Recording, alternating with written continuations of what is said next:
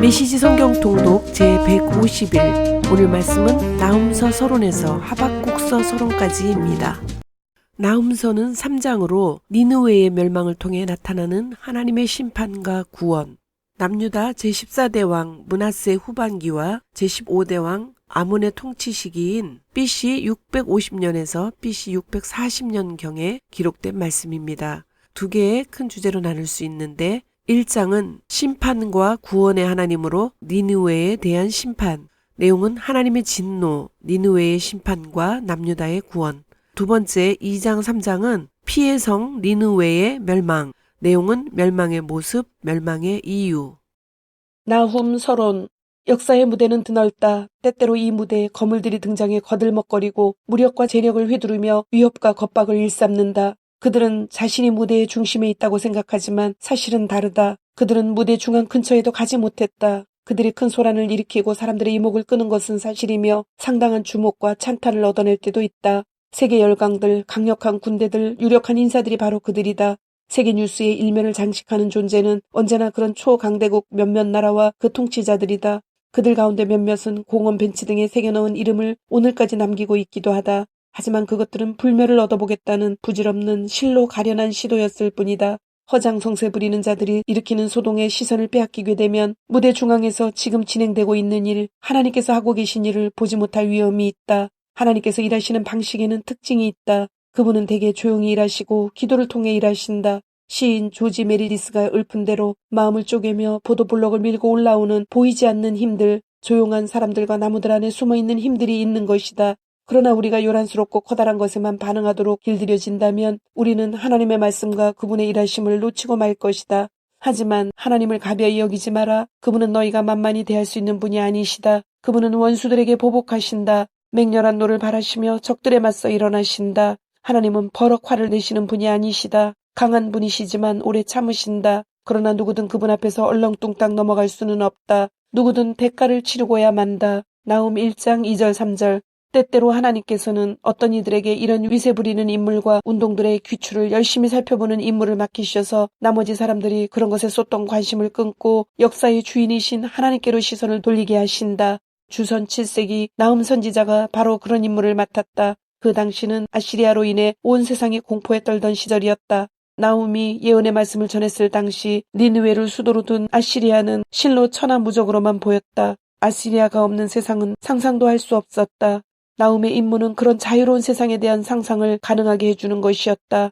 하나님의 백성이 아시리아 공포증에서 벗어나 주권자 하나님을 믿고 그분께 기도할 수 있게 해주는 것이었다. 나훔의 설교, 성령이 주신 비유, 하나님의 논리는 한껏 부풀려진 아시리아의 실체를 드러내고 니느웨의 소란을 정리해 줌으로써 이스라엘로 하여금 아시리아의 위세가 실은 허세에 지나지 않는다는 사실을 보게 해 주었다. 이제 그들은 상황의 본질에 주목할 수 있었다. 나훔은 이렇게 선포한다.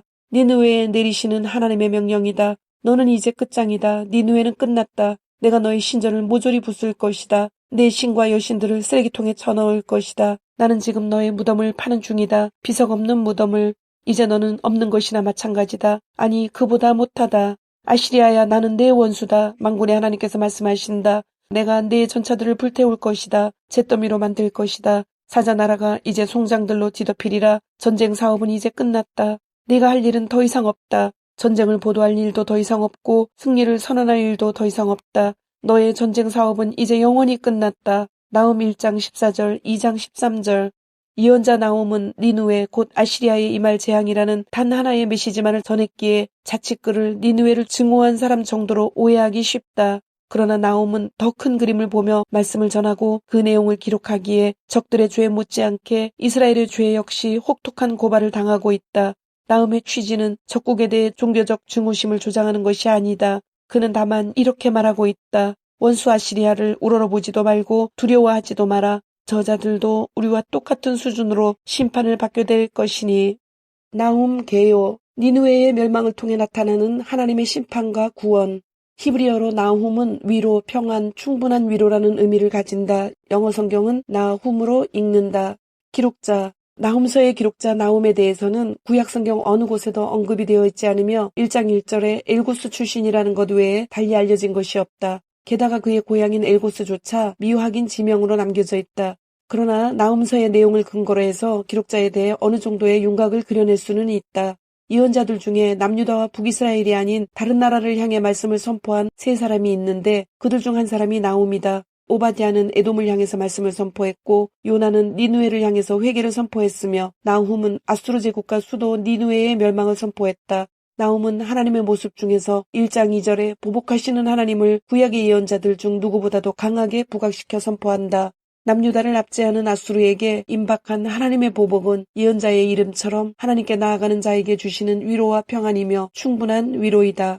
기록 배경 아수르 제국은 남유다와 북이스라엘의 역사에 있어서 하나님의 심판의 도구이며 심판의 대상이었다.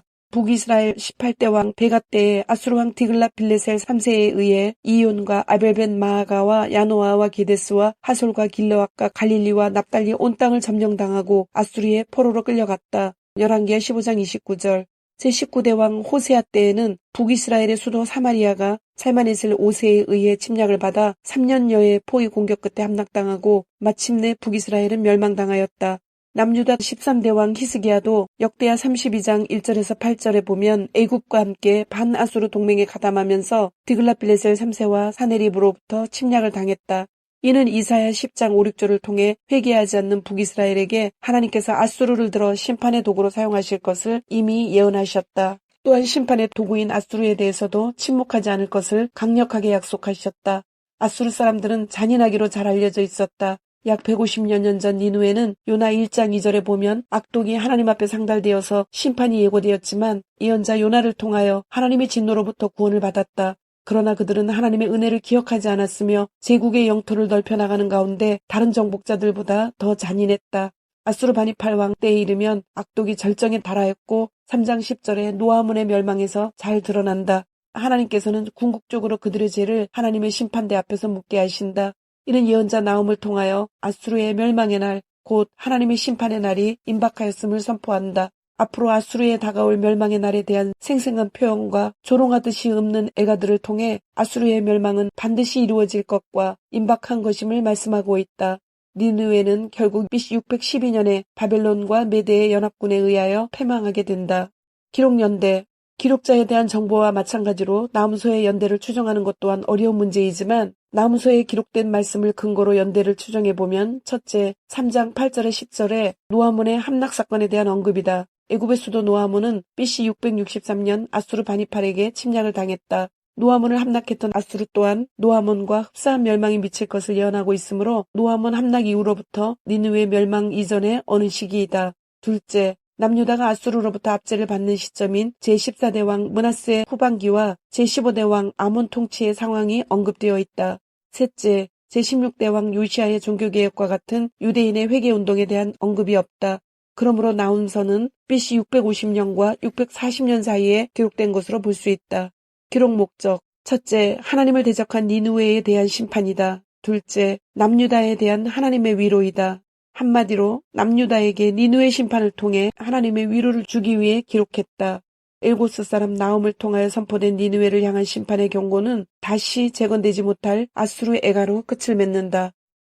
나훔 1장 하나님을 가벼이 여기지 마라.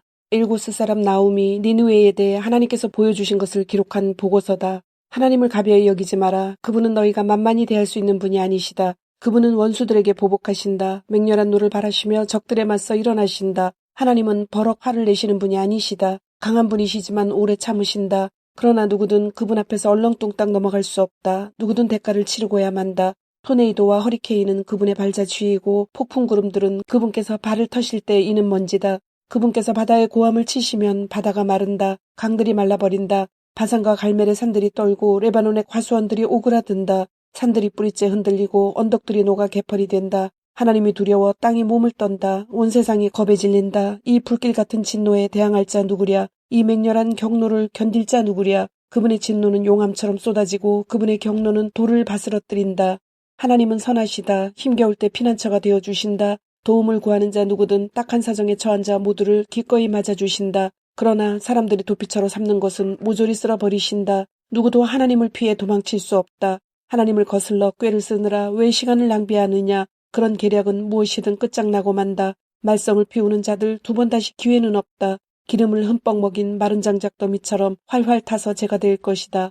하나님께 맞서려는 악한 음모들이 니느웨의 개미떼처럼 바글거린다. 유혹과 배신, 온갖 거짓말들을 지어내는 원산지다. 이에 대해 하나님께서 하시는 말씀을 들어라. 너 지금 세상 꼭대기에 있다만 곧 바닥으로 꼬꾸라져 모든 박수와 갈채를 잃어버릴 것이다. 유다야, 지금까지 내가 너를 괴롭게 했지만 이제부터는 달라질 것이다. 내 목에서 멍에를 끌어주고 그것을 쪼개어 불태워버릴 것이다. 너를 속박했던 끈을 풀어줄 것이다. 니느웨에 내리시는 하나님의 명령이다. 너는 이제 끝장났다. 니느웨는 끝났다. 내가 너의 신전을 모조리 부술 것이다. 내 신과 여신들을 쓰레기통에 쳐넣을 것이다. 나는 지금 너의 무덤을 파는 중이다. 비석 없는 무덤을. 이제 너는 없는 것이나 마찬가지다. 아니, 그보다 못하다. 보아라, 전령이 기쁜 소식을 들고 온다. 산을 넘어 소식을 전한다. 평화가 왔다. 축제일이다. 유다여, 잔치를 벌여라. 하나님을 예배하고 그분께 다시 헌신하여라. 그 원수 이제 걱정할 필요가 없다. 그는 끝장났으니 마음 놓아라. 2장, 니느웨는 망한다. 무시무시한 파괴자가 오고 있다. 경비병들아, 군수품을 챙겨라. 정신 바짝 차리고 전투태세를 갖춰라. 하나님께서 야곱의 자존심, 이스라엘의 자존심을 회복시켜 주셨다. 이스라엘은 힘든 시절을 넘어왔다. 지옥을 경험하고 돌아왔다. 햇빛에 번쩍거리는 무기들, 눈부신 전투복 차림의 군인들, 당장이라도 돌격할 태세를 갖춘 번쩍번쩍 광이 나는 전차들, 하늘을 찌를 듯한 창들의 숲이 지평선 위로 무시무시한 모습을 드러낸다. 전차들이 거리로 쏟아져 들어와 광장을 가득 메운다. 햇빛 아래 횃불같이 타오르고 번개처럼 이리저리 번쩍인다. 아시리아 왕이 부하들을 소집하지만 다들 비틀거리다 자빠진다. 공격을 막기 위해 성벽으로 달려가 보지만 이미 너무 늦었다. 병사들이 성문을 뚫고 쏟아져 들어오고 왕궁이 허물어진다. 곧 끝장난다. 니느웨가 발가벗겨졌다. 니느웨가 멸망했다. 여종과 남종들이 비둘기처럼 흐느껴 울고 가슴을 치며 통곡한다. 니느웨는 마개가 열린 물통이다. 고함소리 들려온다. 어떻게든 막아라. 어떻게든 막아라. 하지만 이미 늦었다. 니느웨는 곧 빈통이 된다. 텅 빈 통.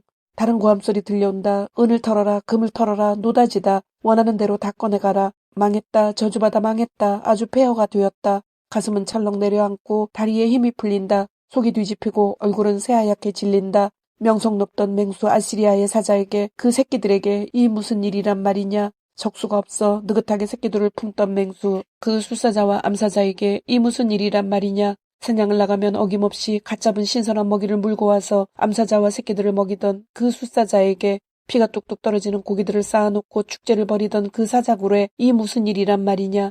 아시리아야, 나는 네 원수다. 만군의 하나님께서 말씀하신다. 내가 네 전차들을 불태울 것이다. 잿더미로 만들 것이다. 사자 나라가 이제 송장들로 뒤덮이리라. 전쟁 사업은 이제 끝났다. 내가 할 일은 더 이상 없다. 전쟁을 보도할 일도 더 이상 없고 승리를 선언할 일도 더 이상 없다. 너의 전쟁 사업은 이제 영원히 끝났다.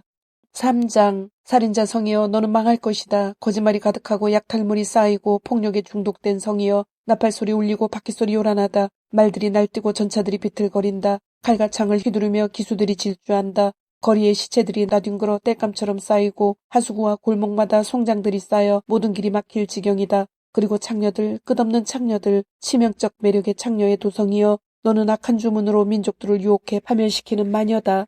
창녀 니느웨야, 나는 내 원수다. 남한군의 하나님이 너를 대적한다. 세상을 호리는 너의 그 비단옷을 벗겨 온 세상 앞에서 발가벗길 것이다. 모든 민족이 내 적나라한 실체를 보게 할 것이다. 내 정체가 무엇이며 무슨 짓을 해왔는지 보게 할 것이다. 내게 개똥을 퍼부은 다음 모두가 볼 수 있게 전시대에 올려놓고 이렇게 써붙일 것이다. 창녀 전시 중 너를 보는 자들이 모두 역겨워함을 말할 것이다. 니느웨, 저 돼지울이 저렇게 더러울 줄이야. 두 번 다시 쳐다보기도 싫다. 추하다 추해. 내가 이집트의 테베보다 강하냐. 나일강 옆에 자리하여 거대한 강이 보호벽과 방어벽이 되어준다며 천하무적이라며 뻐기던 테베 말이다. 남쪽은 에티오피아가 북쪽은 이집트가 그를 도와 경계를 서주었고 언제든 나서서 도와줄 힘센 친구들 붓과 리비아가 있었다. 하지만 테베가 어떻게 되었느냐. 성주민 전체가 끌려가 난민이 되었다. 대낮에 대로에서 아기들이 길바닥에 맺혀져 죽고 고관들이 경매에 붙여져 팔려갔으며 유명인사들이 사슬에 묶여 끌려갔다. 니느웨야, 알아두어라. 너도 그렇게 될 것이다. 어디에 부딪히는지도 모른 채 이리저리 비틀거리며 누울 곳을 찾는 취객처럼 될 것이다. 너의 요새는 복숭아 나무 같다. 익을 대로 익어 수확만 기다리는 복숭아. 나무를 살짝만 흔들어도 배고파 쩍 벌린 입속으로 우수수 떨어진다. 현실을 똑바로 보아라. 내 전사들은 힘없는 겁쟁이들이다. 그들은 봉에 지나지 않는다. 내 국경은 틈이 벌어진 문이다. 적들이 들어오는 것은 식은 죽 먹기다. 무슨 수로 그들을 막겠느냐. 포위에 대비해 물을 비축하여라. 방어막을 강화하여라. 기초를 다져라. 진흙을 가져다가 벽돌을 만들어라. 하지만 안 됐구나. 너무 늦었다. 원수가 놓은 불이 너를 살릴 것이다. 원수가 휘두르는 칼이 너를 갈기갈기 찢어 놓을 것이다. 너는 메뚜기 떼에게 뜯기든 물어뜯길 것이다. 그렇다. 메뚜기 떼에 당하는 것 내게 합당한 운명이다. 너 자신이 바로 메뚜기 재앙이기 때문이다. 상점과 상인들을 끝없이 늘려온 너. 사는 자와 파는 자의 수가 하늘의 별들보다 많다. 메뚜기 떼 재앙이다. 온 지역을 깡그리 털어먹은 다음 날아가 버리는 메뚜기 떼다. 네 관료들이 메뚜기 떼들이고 네 브로커와 은행가도 메뚜기들이다. 처음에는 너를 위해 봉사한다며 만면에 웃음을 띠고 선심을 쓰지만 후에 뭔가 묻거나 불평할 것이 있어 찾아가면 그들은 종족도 찾을 수 없다. 아시리아의 왕아, 목자가 되어 백성을 돌보라고 내가 세운 지도자들은 지금 딴짓을 하느라 정신없다. 그들은 책임을 다하고 있지 않다. 내 백성이 뿔뿔이 흩어져 길을 잃고 헤매는데 아무도 보살펴주지 않는다. 너는 돌아올 수 없는 강을 건넜다. 내가 입은 상처는 치명적이다. 내 운명에 대한 이야기를 듣게 되면 온 세상이 박수를 치며 환호할 것이다. 내 흉악은 세상 구석구석까지 마술을 뻗쳤다. 그 악에 고통을 받지 않은 사람이 없다. 아멘, 아멘. 하박국서는 3장으로 의인은 하나님을 신뢰함으로 살리라. 남유다 16대 왕 요시야의 통치 시기인 BC 609년에서 BC 605년경에 기록된 말씀입니다. 두 개의 큰 주제로 나눌 수 있는데 1장, 2장은 하박국의 두 번의 질문과 하나님의 대답. 내용은 왜 남유다의 불의에 침묵하십니까? 갈대아 사람을 일으켜 벌하겠다. 어떻게 더 악한 나라를 사용하십니까? 정한 때는 온다. 그러므로 의인은 믿음으로 살리라. 두 번째 주제는 3장 하박국의 깨달음과 믿음. 내용은 하박국의 기도, 하박국의 신앙 고백적 찬양. 하박국 서론. 믿음의 삶은 당혹스러울 정도로 예측 불허인 모험의 여정이다. 다음에 무슨 일이 닥칠지 알지 못하며 예상대로 일이 성사되는 경우는 많지 않다. 흔히 우리는 자신이 하나님의 택함과 사랑을 받는 자이므로 하나님께 특별 대우를 받을 것이라 여긴다. 자연스러운 기대이기는 하다. 그분을 따르는 제자가 되었으니 이제 막다른 골목을 만나거나 진창길로 접어들거나 목적지가 다른 여행자들에게서 끔찍한 일을 당하는 일 따위는 없을 것이라 기대한다. 이해 못할 바는 아니다. 그러나 하나님을 따르는 제자들이라고 해서 인생길에서 특별 대접을 받는 것은 아니다. 이 사실은 늘 우리를 놀라게 한다. 그런데 더욱 놀라운 사실은 그러한 순간에 우리의 길동무가 되어주는 이들을 성경 속에서 만날 수 있다는 것이다. 그 반가운 길동무 중 하나가 바로 예언자 하박국이다. 예언자들이 하는 일의 대부분은 우리에게 하나님의 말씀을 전해주는 것이다. 그들은 우리에게 하나님의 심판과 구원, 도전과 위로의 말씀을 들으라고 촉구하는 설교자들이다. 그들은 우리가 하나님을 마음대로 상상하지 못하도록 진짜 하나님을 알려준다. 하나님의 말씀에 귀 기울이라고 외치는 예언자들은 세련된 완고거법을 사용하는 자들이 아니라 가히 우리 면상에 주먹을 날리는 식으로 설교하는 이들이다. 그러나 하박국은 우리의 말을 하나님께 해주는 예언자다. 그는 도무지 이해하기 힘든 일 앞에서 우리가 느끼는 당혹감과 하나님에 대한 실망감을 서슴지 않고 하나님께 털어놓는다. 그는 하나님께 우리 말에 귀 기울여 주실 것을 요구한다. 그것도 예언자답게 정색을 하고 단호한 말투로 말이다. 하나님, 얼마나 더 외쳐야 저를 도와주시렵니까? 사람 살려 살인이다 경찰하며 얼마나 더 소리질러야 저를 구하러 오시렵니까? 어찌하여 날이면 날마다 악을 목격하고 고난과 맞닥뜨리게 하십니까? 혼란과 폭력이 싸움과 다툼이 도초에서 터져나옵니다. 법과 질서는 땅에 떨어졌고 정의는 농담거리가 되었습니다. 악인이 의인을 맹못추게 하고 정의를 거꾸로 뒤집습니다. 하박국 1장 1절에서 4절. 하박국을 자극시켰던 것은 주전 7세기의 국제정세였다. 그는 하나님께서 강력한 바빌론 군대를 들어서 하나님의 백성을 심판하실 예정인 것을 알게 되었다. 아니, 하나님을 모르는 이방 민족을 들어 하나님을 섬기는 경건한 민족을 벌하시겠다니. 하박국은 도저히 이해할 수 없어서 즉시 하나님께 따졌다. 하나님께서 당신의 일을 제대로 하고 계신 것 같지 않다는 자신의 생각을 있는 그대로 털어놓았다. 그날 이후 단 하루도 거르지 않고 누군가는 하박국처럼 당혹감에 사로잡혀 다음과 같은 말을 내뱉었다. 하나님, 도무지 이해가 되지 않습니다. 그러나 우리의 길동무 예언자 하박국은 더 나아가 보다 중요한 일을 행한다. 그는 기다린다. 그리고 귀 기울여 듣는다. 그렇게 기다리고 듣는 가운데 그리고 그 내용으로 기도하는 가운데 어느새 그는 하나님의 주권이라는 보다 큰 세상을 발견하고 그 세상의 주민으로 살아가게 된다. 그 자리에서 비로소 그는 하나님을 믿는 삶, 하나님을 한결같이 신뢰하는 삶이야말로 충만한 삶이요 유일하고 참된 삶임을 마침내 깨닫게 된다.